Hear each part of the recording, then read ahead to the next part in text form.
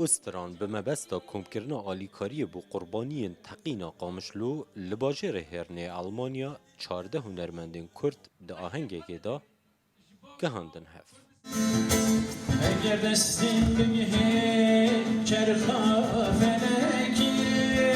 و جهمو هنرمندین کردین خواجهن آلمانیا تنه یک جبا کوره کردستانه بو. جبو من جی فرق ناکه روجاوا باشور باکور روجلات از کردستانی ما کردستان من یکه چند جی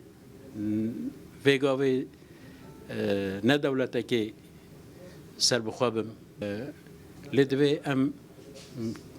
بزن بکو او بیارین که تینه سری ما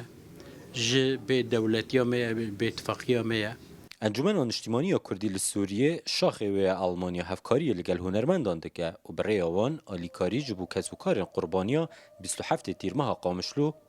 دهن شاندن. انجمن اجتماعی کردی وکا نونرتیا اروپا خواست به آهنگه بکه وکا دعمک مادی جبهكم كوجيا قول قامش لو تشيبو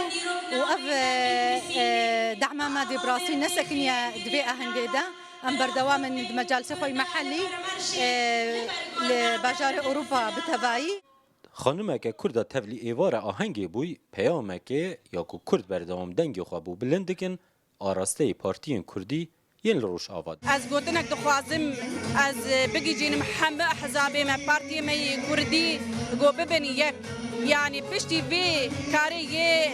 بسري مهات الولات ما كشتنك برمزن شيبو اد بيجمج حم بارتيه ما كرديره ببني يك تقینا 27 تیر مهل تاخ غربیا قامشلو بکوم کجی جالی کردان و دهیج مارتن و دوزا آلیکارین بردوام بو کسوکارن شهید و بریندارن و دهیج کرن.